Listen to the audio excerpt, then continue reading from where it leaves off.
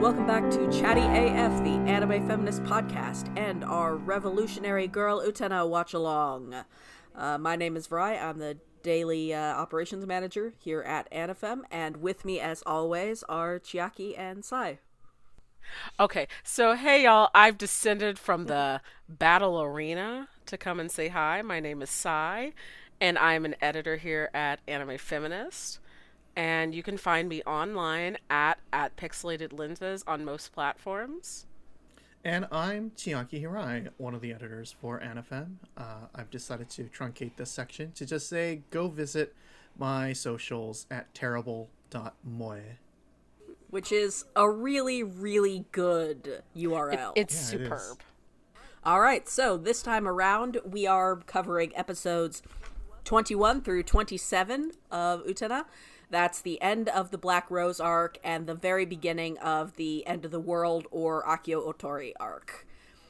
Just as a reminder for folks at home, this is a first-time watch-along podcast, so please be mindful of spoilers, both for Sai and Chiaki's sake and for anyone who might be following along for the first time themselves. As always, we have a comprehensive list of content warnings for the show at large with spoilers on the episode information page, but just right up front, I need you all to know that from this point, from the episodes we're going to talk about now through the end of the series, grooming, sexual abuse, and sexual assault are going to be increasingly major themes for this show. So just be aware of that. Oh yeah. Oh yeah. Yay. I'm so sorry.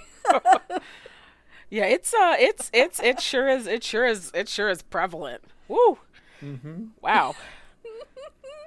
Yeah, how you feeling? How's everybody feeling? I have such complex feelings because you have like this horrible grooming and sexual assault happening, but then I'm like, damn, Akio really got that 8-foot vertical leap over the windshield of a car. Like, oh my god. It's troubling. I think that just makes him worse. He's just like, he's not a safe person to be around. No, but he does make, like, riding on the hood of a convertible that you're not controlling look sexy. And I think that's what makes him all the more horrifying.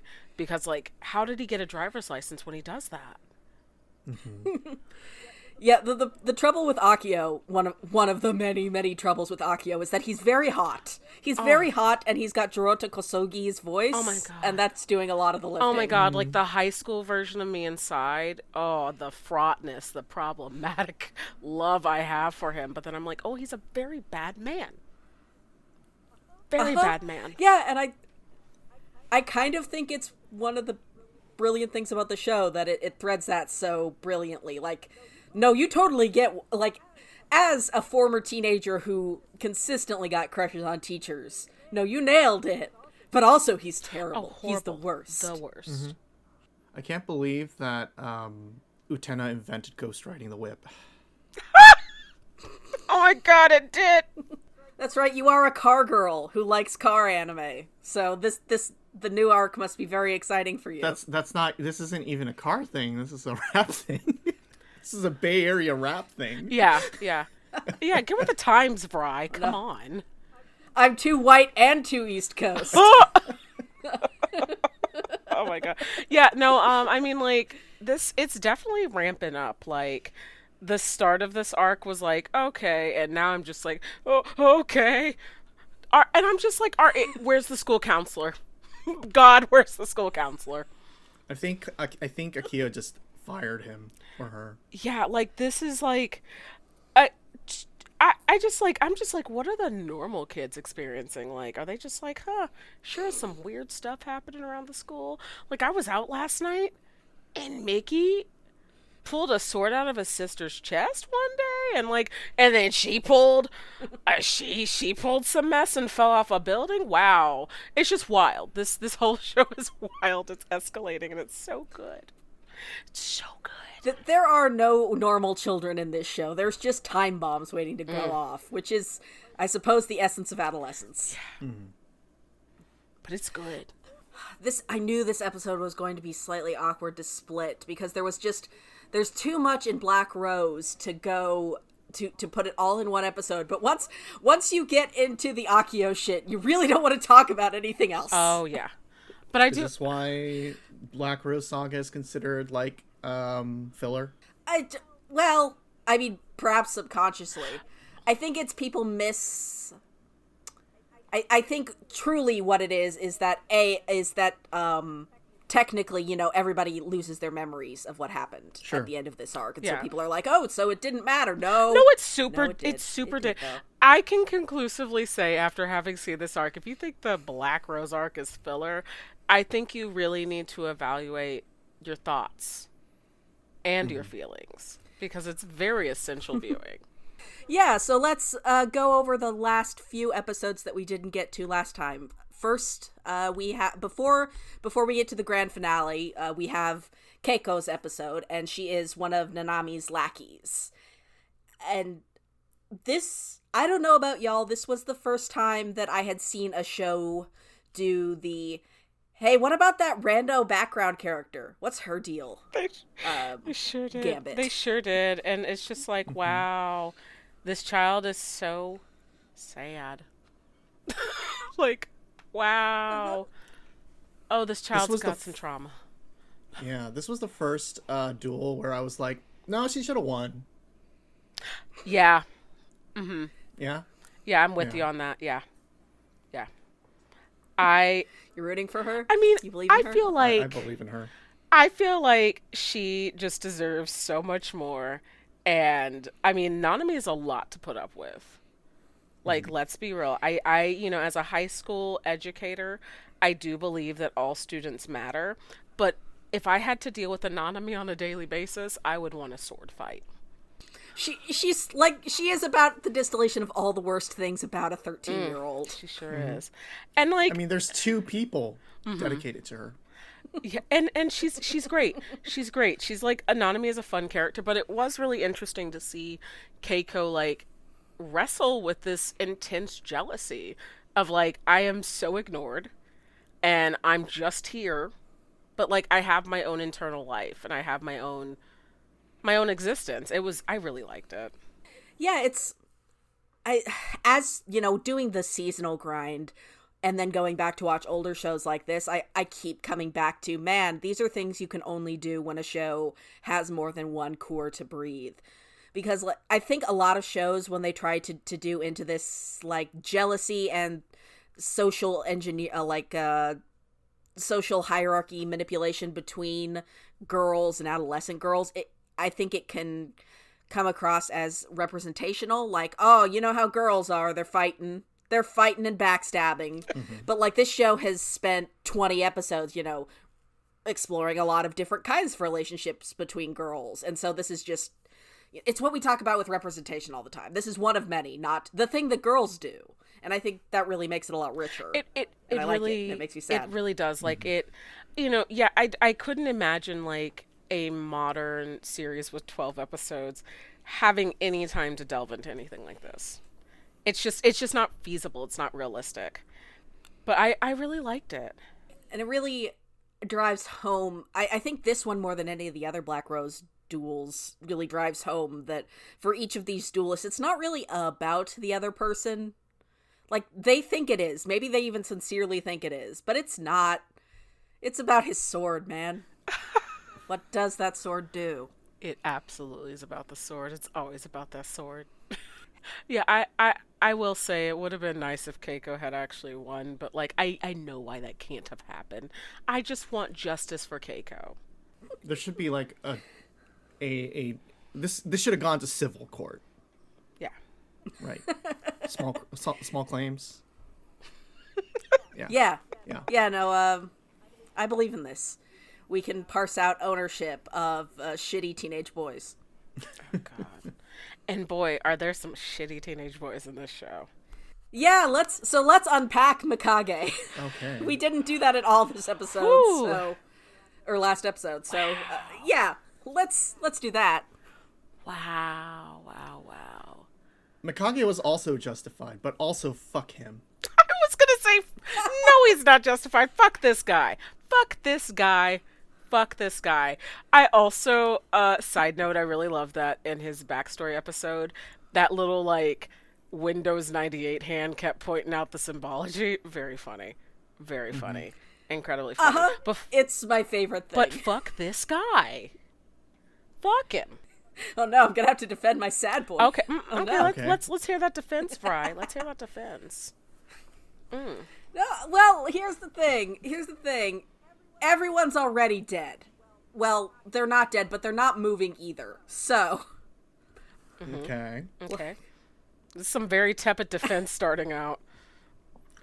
Yeah. Are you saying, like, this don't is desecrate dead bodies, or Yeah, or Vrai, it's what- okay to desecrate dead bodies? Yeah, Oh, Vrai, no, what no, ex- what listen, exactly are you listen, he saying, did Vrai? very much kill 100 people, but, at the very least, he made me happy. Oh my Happy for you. god. He can't be bad because they were already dead, so, like, YOLO. Because he killed them.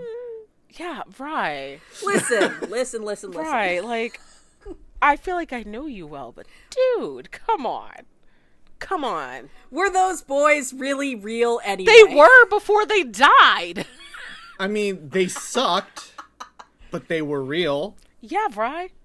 Cannot a small, sad bisexual do a couple of human rights crimes in his time? He can. But I'm just saying he needs to, Maybe a tone. face the music. Yeah. Oh, he did, though. Yeah, He's dead. He's dead. But I'm just saying, like, Yeah, just because you're bisexual does not mean you get to violate the Geneva Convention, Vrai. Like, That's not what it said in the newsletter. oh my god. Oh my god. Oh my god. I do really like his character. I like that symbolism and the fact that, like, time has been standing still because he just cannot move forward. It hit go really ahead, hard. go ahead. It hit really hard. And I like that he is Utena's mirror, but creepier. It's like he's like real fucked up, and I love that. I love a fucked up boy. I was Okay, but likening him. oh, go ahead. Oh, okay.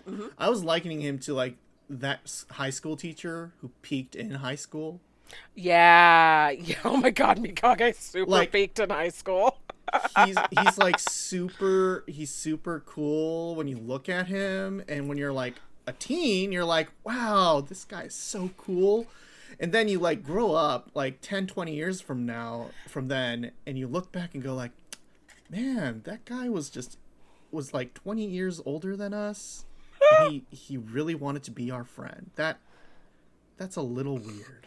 Yeah. He's not, though. He's 17. Okay, He's okay. the same age as everyone. Yeah. Okay. He's been 17 for like a kajillion years, though. Like, Yeah. True. this boy is Japanese Edward Cullen, and I will hear nothing against it. This guy has been in high school for forever. He's got the pink hair. He's got the ooh-ah that the girls like, running his weird seminar. I'm sorry. High school is the best time of his life, and he deserved what he got. That's my spicy hot take. No, wrong. He's Japanese Ellie from Let the Right One In, who's just been hanging out at the same age, not progressing or learning anything or maturing. Okay, it's like he's living the same day over and over again. that is the only correction I'll allow. Okay. Okay, but listen, he did deserve everything he Yes. got. But I am semi-serious when I say I'm not 100% sure those 100 boys were real, because they're such a device, and the frozen, like, the thing that Mikage or Nemuro is so upset about and can't move past is Mamiya's death. Like, that's the thing all of the rest of it spins out of, and all the rest of this delusion, and the sudden shift to deciding that actually he's going to research what eternity is and tip into extremism if that's what it takes. And I don't think this is a concrete 100% correct reading. I think it's just plausible, because, like, the whole thing of his character is that he never really reaches any kind of self-awareness, that he's sort of stuck between these two people that he loves very much, this sort of older authority figure who was motivational and sort of a guiding principle for him when he felt like he was just this aimless, emotionless computer. And her brother, who, you know, every time they're together, the Windows 98 pointer loudly points at the symbolism that actually these are the Leaf scenes. This is what he's actually about. So, I don't know. I think that's, like, to me, it's that he can't get over this kid's death, and everything else is just all debatably part of that illusion. And I think one could argue that I'm wrong, but I don't know. He's sad. He's sad and he fucked up a lot. Well, and I suppose within that argument, if we're going with that, it doesn't matter if the bodies are real or not. The damage he did is real, and the things he did to manipulate people are still real. And I think that is kind of where, like, you can kind of put aside that divide between reality and what is perceived reality. Like, at the end of the day, he still chose to be cruel within his extreme and very understandable sadness. Like, death is a really hard thing. And sometimes, like, I'm someone who believes that, like, we never really move on from death. We just kind of grow around the instance that it happened. And, like, he in his sadness decided to be cruel, and, like, while understandable, it also is a decision, and, like, whether or not he hurt these other people, doesn't really matter. It's that he chose to hurt the people that we know he did. Like, those coffins very well could have been empty, but, like, the cruelty he chose to enact, whether those students were real, the Black Rose duelists are real. Yeah, you're totally right. Which I think, you know, you sort of mentioned that he's very obviously Utena's mirror in a lot of ways. But he has connections to Toga in that way, too. In that he is this damaged person who, in pursuit of that, goes on to perpetuate that cycle of abuse. Yeah. And I mean, he pays what for humans at this time is the ultimate cost, which is, like, your life, you cease to exist. Like, you don't get to continue. He does pay that cost, but it's just like, dang, was it worth it to hurt so many people along the way? And I think the answer is no. But, like, you know, he did it still. And that's what makes him really complex and interesting, I think. Yeah, I guess that my question to you. What did happen to him at the end? He's gone, but what does that mean? It seems like, you know, they completely just wrote him off. Like, in a way that, you know, he's written off in a not a meaningful, but, like, he's just gone. Right?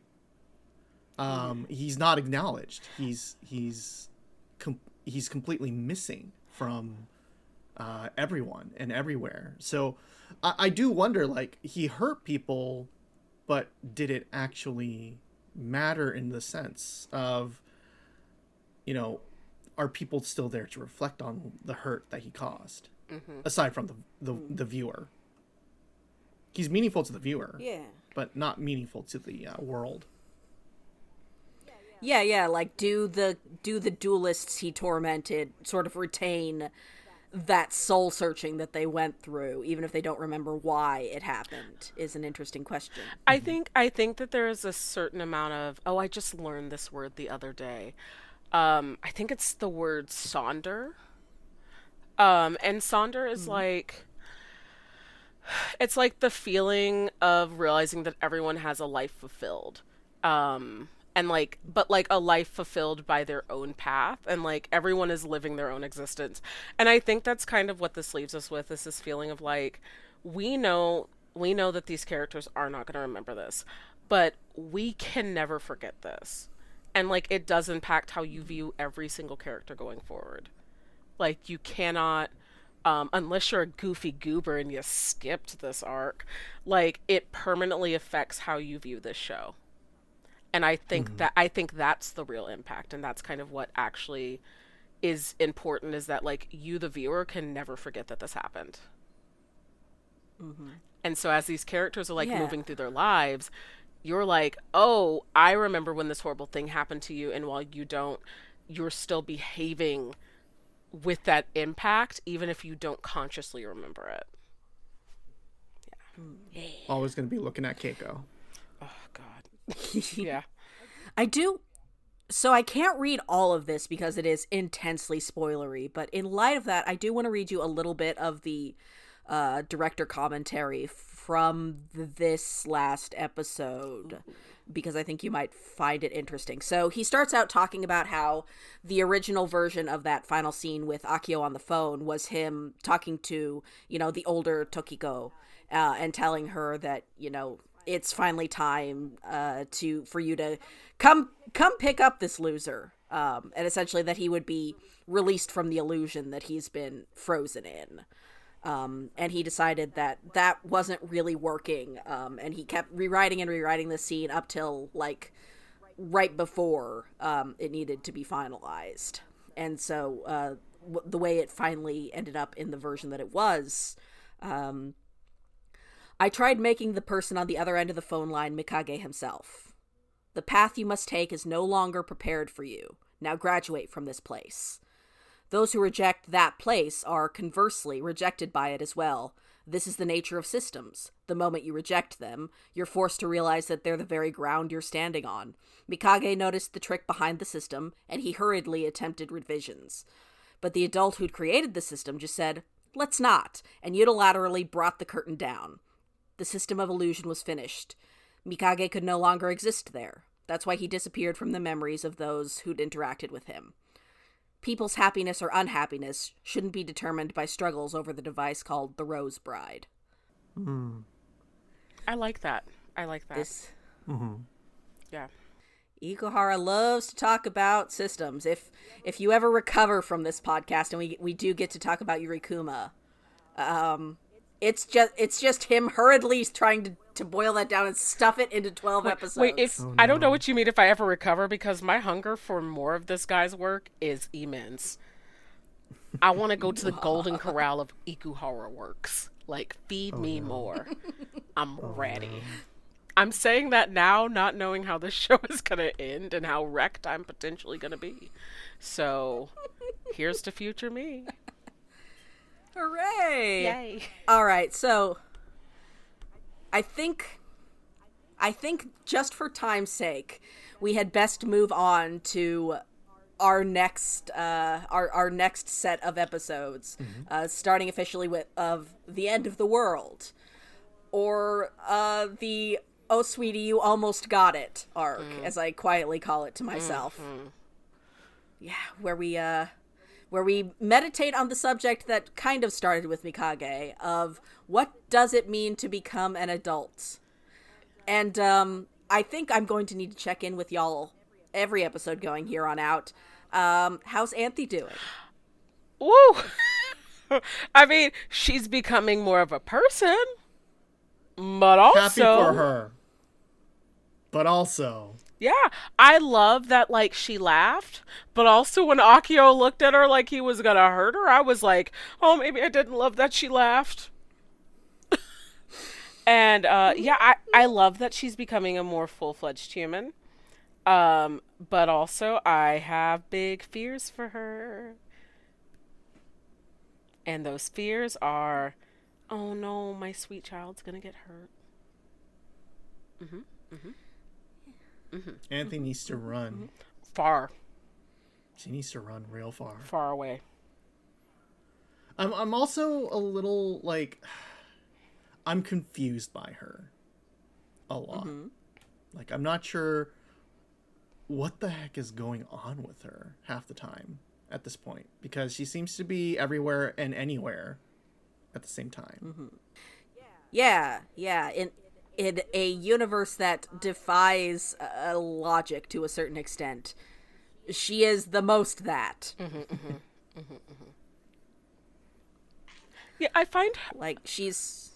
I find her really interesting in her personhood, because I had this thought while I was watching this arc of it continues to be really fascinating because this is an all Japanese cast, not even the voice actors, but I'm talking in world, everyone is Japanese except for Anthy, who is biracial, and so there's still this interesting dynamic of having Anthy on this pedestal as the only darker skinned character, but there's also something deeply fascinating about her reclaiming personhood through one of the characters who kind of have this domination over her, willingly forgoing that and just like being like, I would just like to be your friend. Like, that would be nice. And it leads to a lot of good stuff about consent. Anthy's learning consent. It's so beautiful. Mm-hmm. Oh, but it's so fraught. Yeah. It's so fraught. Oh no, it's so fraught. Yeah, I mean, like, yeah. Can Anthy and Utena really have an equal relationship at this point when technically, if Utena ever decided to, you know, it seems in every way like that's not something that interests her, but she can pull rank, as it were, mm-hmm. at any time. Like she can she can take away the equality of the relationship and have the right to do so within the confines of the Rose Bride system. And I'm not gonna lie, there is still this lingering fear. Like, I don't think Utena, as we perceive her right now, would, but I would be lying if I didn't say there's this lingering fear that she could. Like, she could, and and within the system, it's very justified. Now, is it ethical? No, but, like, is it justified? Yeah, in this system, it certainly is. I mean, you know, given the fact that Utena might feel inclined to use that power for what she believes is just for Anthy, might come and bite her ass, too. Yeah, right? Yeah.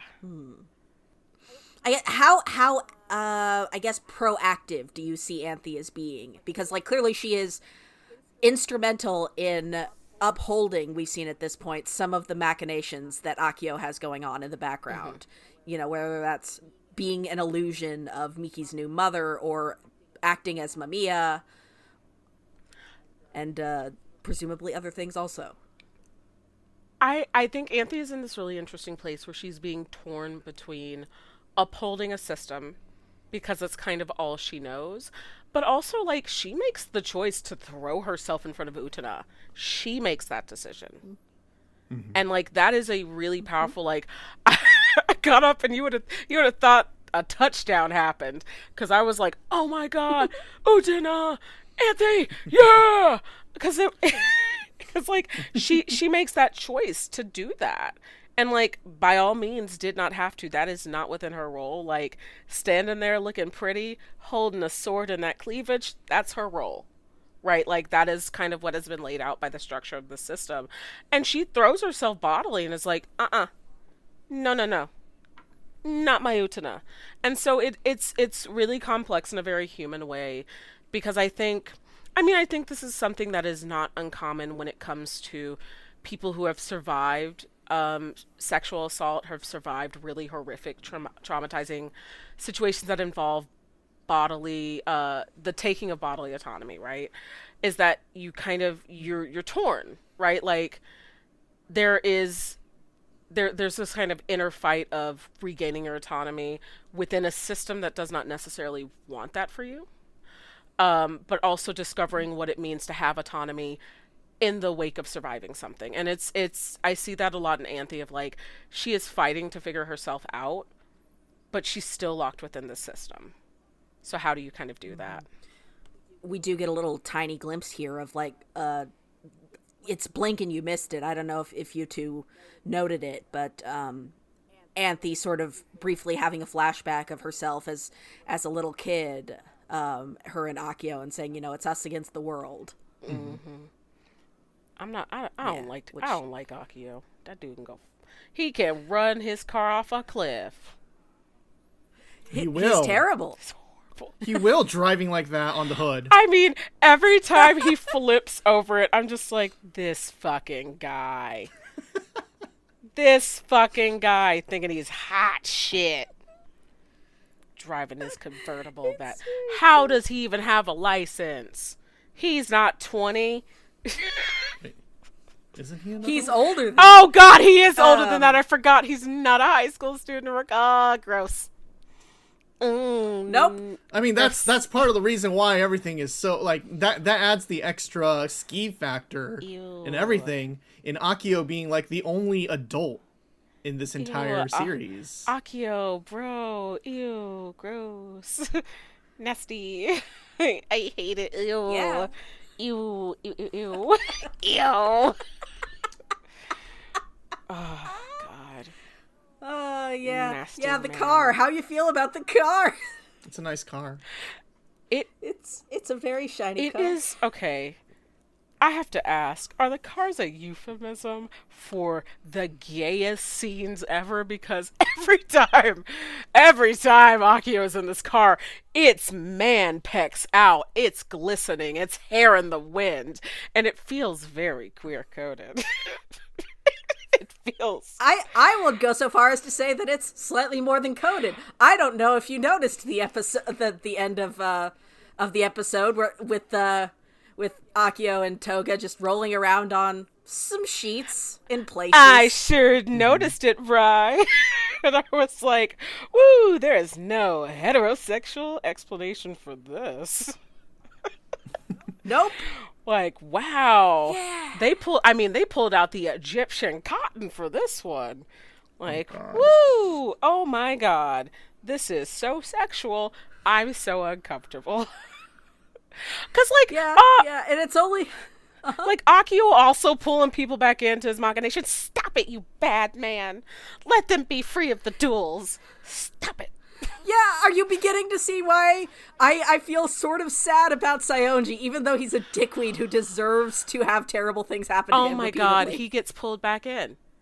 Akio wines and dines him. Takes him around like he's Fast and Furious, rolls around on some sheets with him, and he's like, maybe fighting wasn't so bad, actually. Maybe this was pretty good. And you're like, no. And then he gets destroyed again. Saionji, no, you big idiot. Look, he doesn't have a lot of good role models in his life. Yeah, you got that right. I mean, if this is all he's getting in terms of attention and, like, affirmation and need for him, this is what you're gonna get. That is true. Toga is literally the only friend he has. Well, and also I had canon that he and Nanami are pretty close because she's the only one who calls him by his first name, but like that's just background. But yeah, it just that makes me sad about cycles of abuse and stuff, because like Saionji is terrible, and I think the reason that we keep seeing him as like the training wheels guy is because after Toga, he's sort of the closest person to the heights of societal privilege. But he keeps getting closer to getting out of it, and then no. He'd be so much happier if he could just admit he was gay. I mean, wouldn't we all, right? Like, we would all be happier with him. Because it's so interesting, because it feels so obvious that, like, dude, you know, dude, come on, dude, you're not heterosexual, dude. We all... Anyone? Yeah. Is anyone? Right? We all come to it in our own time. I do understand that, you know, like, I too once thought I was a straight. But also, I'm not under that delusion anymore, and it didn't take me doing reckless driving. Are they even wearing seatbelts? Because I don't think they are. Which makes That it... car's too old for that. Oh, yeah, I forgot there was a time before we valued the safety of a vehicle. And I mean, like... Seatbelts were like a 1980s thing. That is true. And, like... I'll give it to you. Like, driving without a seatbelt in anime, oh, that's sexy. Driving without a seatbelt with an adult-ass man? That's not hot. That's just dangerous and scary. Oh, actually, one quick note. If you're in Japan, you didn't have to wear a seatbelt in the back seat until, like, the 2000s. God, that's so... Really? So fucking frightening. Yeah, no, my uncle and cousins made fun of me for it when I got to Japan, and I was riding in the back seat, and I put on the seatbelt immediately, and they were like, "Why are you doing that, you nerd? Because you value your scared? existence." You scared of dying? What is this? I mean, when did we start requiring seatbelts for children? It wasn't that long ago in America. It was like 1982 or something. And like people complained about it. They were like, my child's okay, my arm will catch him. And then it'll break, and then your child will still go through the windshield. So, yeah, I just like Akio is just sex on wheels, literally.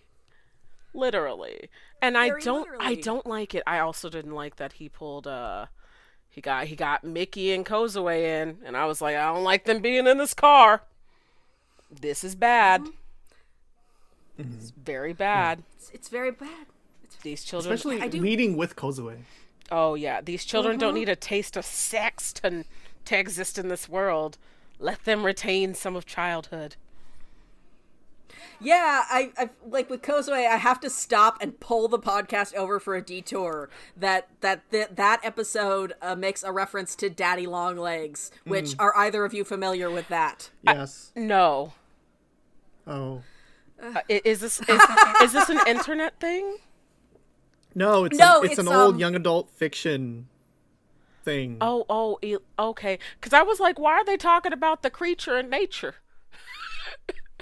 Oh, so it was originally He's this creature, like 1912, certainly a creature.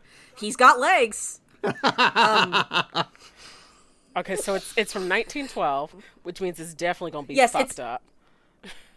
Yeah, well, it's this. The original novel is. The thing is, the original novel is comparatively less fucked up. Okay. Because it's this sort of young adult novel, but it's about a 17-year-old who is an orphan, and she is told that a mysterious benefactor is going to provide the funds to send her away to a girls' college, and all she has to do is like write him back once a month because mystery dude believes it'll help her become stronger as a writer. And, you know, obviously, she already knows this dude in real life. He's 14 years older than her, and they do get married at the end. Ew. But for the time, for the time, it was still seen as this kind of revolutionary novel that was encouraging women to, you know, go and get an education and better themselves, even if she ends up with this way older dude who's sort of mentoring her at the end. So it's like contextual for the time. But it's sort of made its way over into anime. Like there are references to it in Glass Mask, which is from the 70s and 80s. Mm-hmm. And then it had a Masterpiece Theater anime in the 90s, in 1990.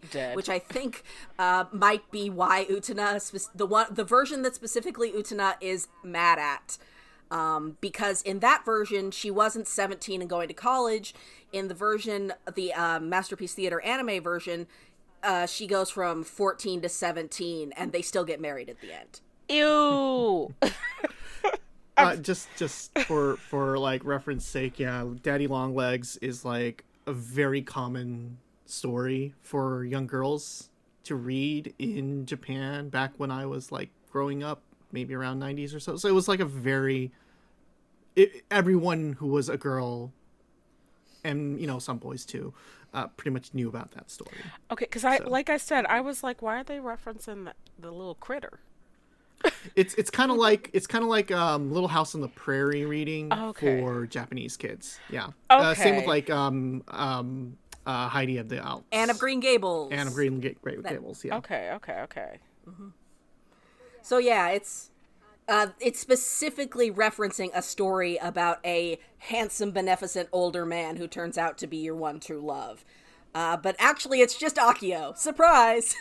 Yeah, and like, Akio's the worst. I mean, I'm just going to return to, he's the worst. He is the worst. Absolutely the worst. Just very, very, and very in real talk, like, very hauntingly predatory in a way that is so distinctly uncomfortable, inclusive of whatever gender you are. Like, there is something about him that is tantalizing in a very frightening way because he draws you in, because he's so charismatic, and he is such a malicious person. He kind of revels in pulling people into this really painful world that like everyone in the duel kind of the duels kind of exist in, and it's really, I don't know, it's so malevolent in a very human way. Yeah, and it's especially painful to put him next to Miki and Kozue, I think, because they're both characters who ostensibly are like, adults are the worst and we hate them, but they both think they've got it handled in a way that they don't. Like, Kozue thinks that she is totally in control of this adult that she's quote-unquote seducing, whereas Miki is not dealing with his neglectful parents by pretending he's totally cool and being very adult about it. And like, they're both these two sort of mirror refractions of kids who think they are being adult-like, but really just showing that gap in maturity. And I do feel bad for Miki and Kozue because, like, woo, I thought that they were out of it, and then, like, boy howdy, they are not out of it. There is no out for them. I'm gonna go ahead and spoil you on some future episodes because I don't know if you noticed this. There's a slightly ritualistic bent to how this series is structured. Every single one of these episodes is gonna be like that. I noticed. I mean, that is the Ikuhara way of doing things.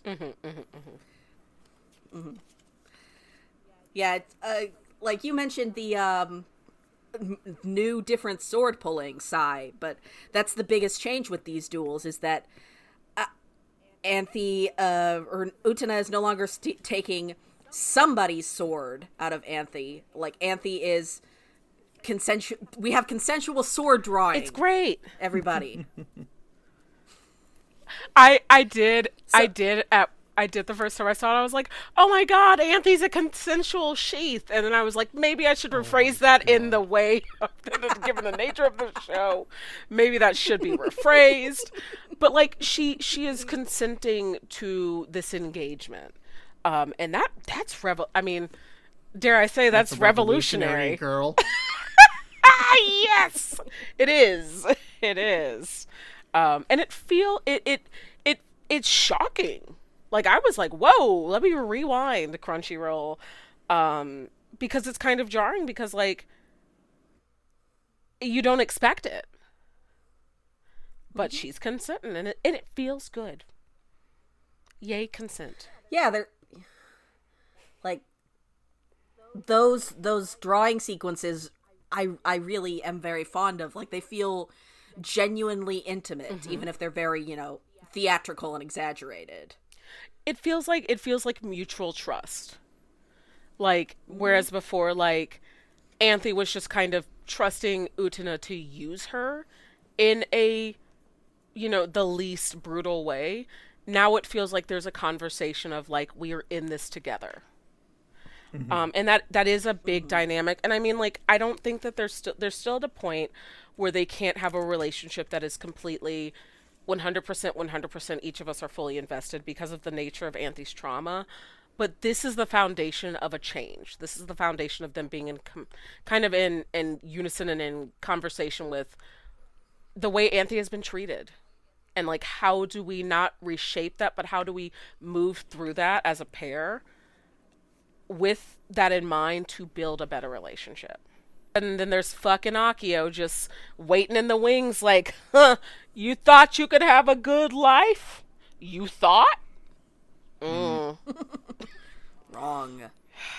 Yeah, I feel like this Miki's duel really underlines as Anthy and Utena get closer, Miki and Kozue really get close to that mutual trust, and like they put up the bird feeder together. They both understand that they hate adults, even if they come at it from different ways and they're deluded about themselves in different ways. And then it falls apart and they lose because they haven't managed to get through the issue at the heart of their relationship conflict, and so they're not close anymore after they lose. Yeah, because it was really jarring at the end. Like, they see each other and, like, Kozue calls him a coward. Like, Kozue's not happy. And, like, it's really sad because you know, like, these two kids are trying so hard, and yet it's just not in the cards. It's just not in the cards. Like, they're not having a good time. And it just kind of all falls apart. But hey, at least there's Nanami. Yeah. Who I love. I love how you. Oh my god, this little dum-dum. Nanami. Nanami, sweetie. Oh, Nanami, sweetie. Oh my god. So this was like a metaphor for menstruation, right? Yes. Yeah. Okay. Absolutely. Absolutely. I mean, it was some Mean Girls level, if you have sex, you will die sex education that Nanami got, because, like, girl, you don't have a literal egg when it happens. When, as I say, when the blood moon rises, like, you don't have a grade A pop out. Bad sex education kills. It really does. And it's I love that Nanami has the wildest episodes because it really parallels her larger than life personality, but it also really serves for how much of a child she is. This is right up there. This is right up there with the cowbell episode. I gotta admit, this is Nanami's finest moment. Carried around that egg, singing to it, taking a bath with it. Oh, sweet little dum-dum. Human don't have egg. They have bowling balls. But what if? Obviously. The, like, shining spotlight of Toga being the world's largest hypocrite in this episode also.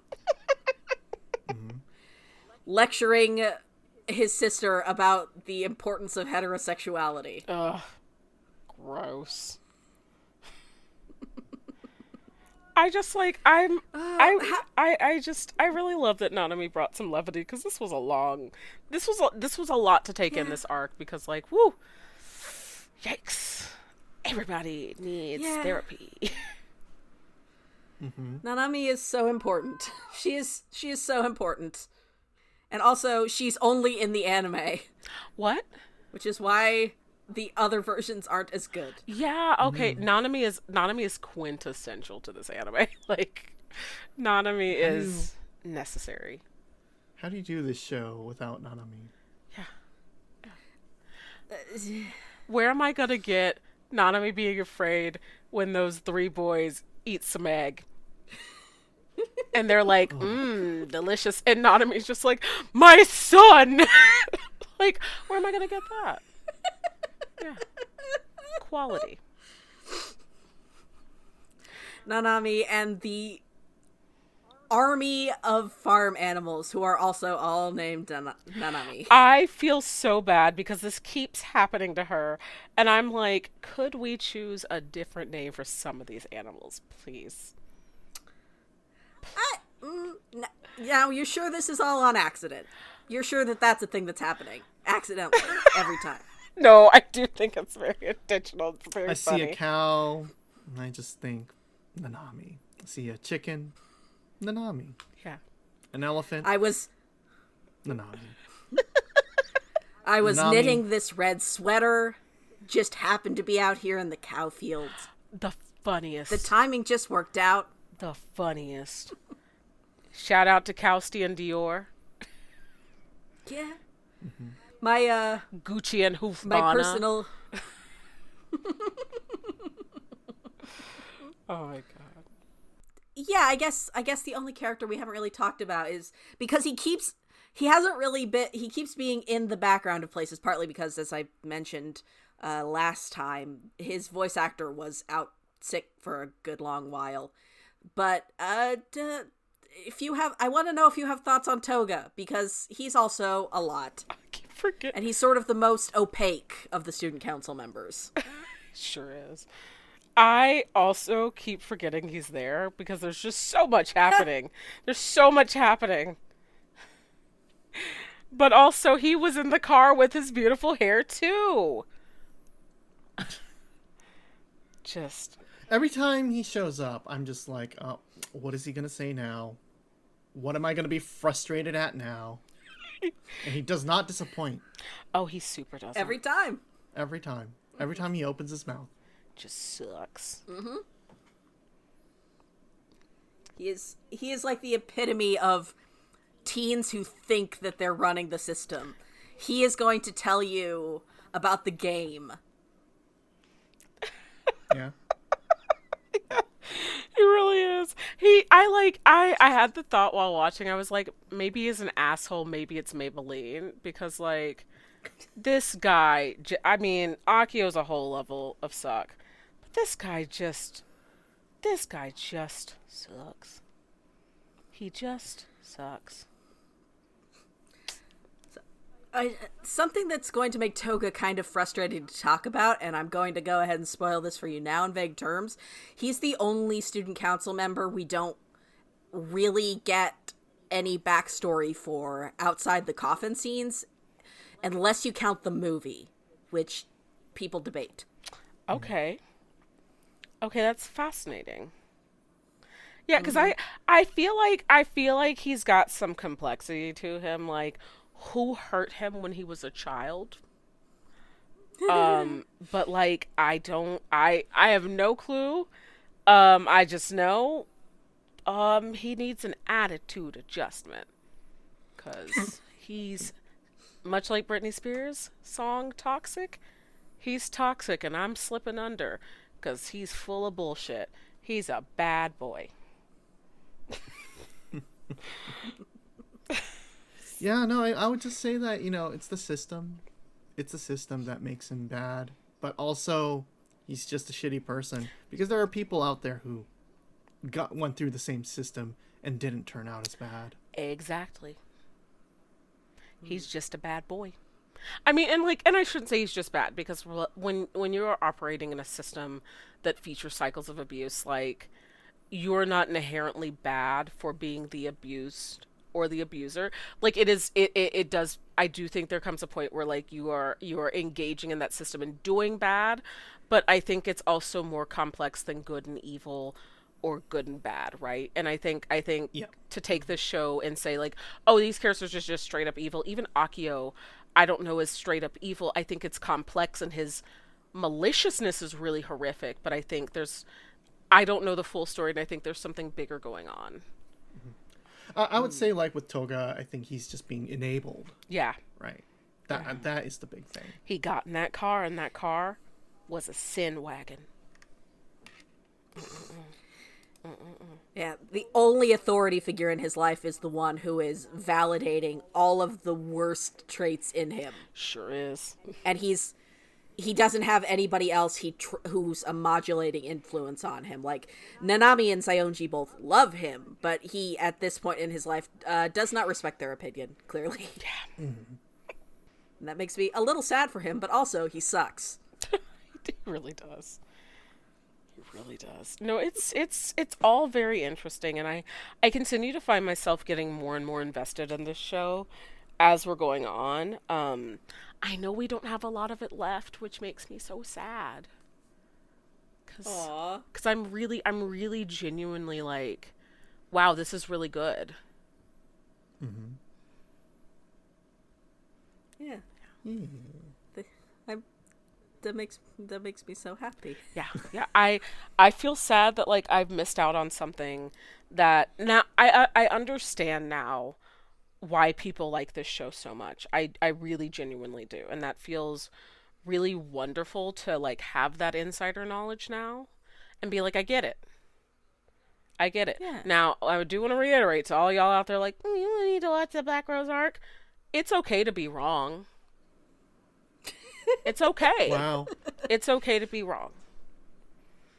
That's true. powerful and magnanimous of you. Yeah, we all have been wrong about something in our life. How are you hanging in there, Chiaki? I'm doing all right. I mean, this is interesting. I am watching it with a more of a surgical, removed sense of enjoyment. I am I've gotten the gist of how Ikuhara works, and I'm just looking forward to how this all comes crashing down. Mm-hmm. I've given up on finding an anime that will make you cry because at this point, it's just, even if you were inclined to at some point, it's a point of pride that you won't. Yeah. But I am glad to hear you're having an intellectual enjoyment. Mm-hmm. Yeah. No, it was always something that I knew I would be. I knew that it would activate my neurons in some way or another. This is good.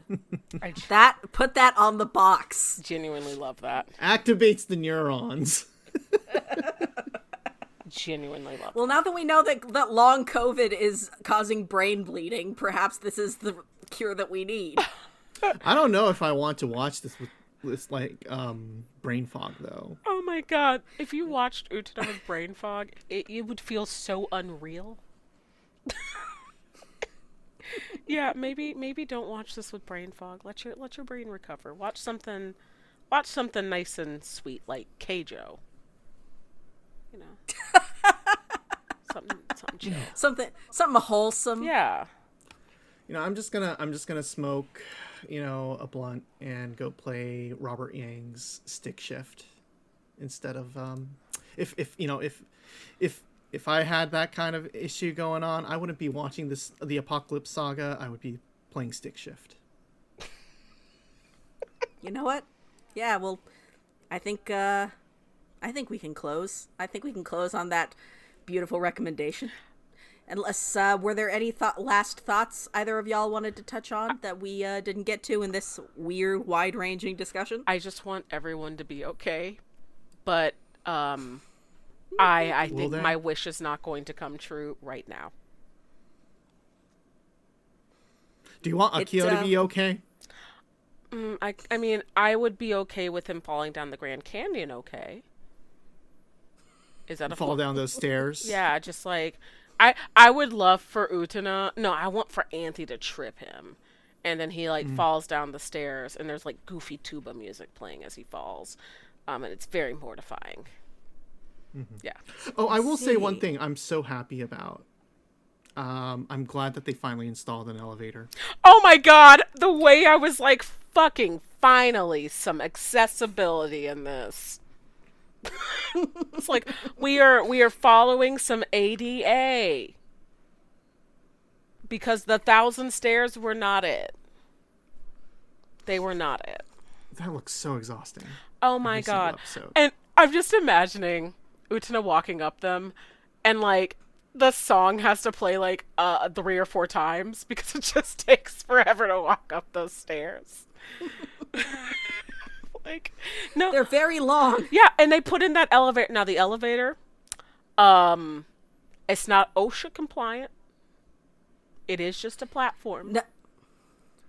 There's OSHA doesn't really have guidelines about girl roses. I mean, this is an oversight of those. I mean, I was gonna say it's an oversight because at least put a waist high barrier. You don't want to die before you fight. I'm just saying. But so true. I mean, OSHA does what OSHA does. But yeah, they put an elevator in, and that's great. It's great. And then we get to see the transformation, and it's ooh, sick, love it. Yeah, it's great. It's very good, and I love it. And we're out of time, so next time I'll have to tell y'all about the new ending theme, which is very good and gives me fuzzies. I've been enjoying that too. Oh yeah. Yeah. It's a little teaser for next time, everyone. Speaking of next time, we will be covering episodes 28 through 34, and y'all at home know what that means, so spare a thought for these two, won't you? I'm scared. All right. Thank you so much for joining us, AniFam. If you like what you heard here, you can find more podcast and written content by going to animefeminist.com. You can find cool merch that's about trans magical girls or how you should watch more shoujo by going to animefeminist.com/store. You can also find all of our socials by going to linktr.ee/animefeminist. That's our link tree, which has all of our socials, Blue Sky, TikTok, Instagram, Tumblr, where we have quite a collection of Utena fan art, by the way.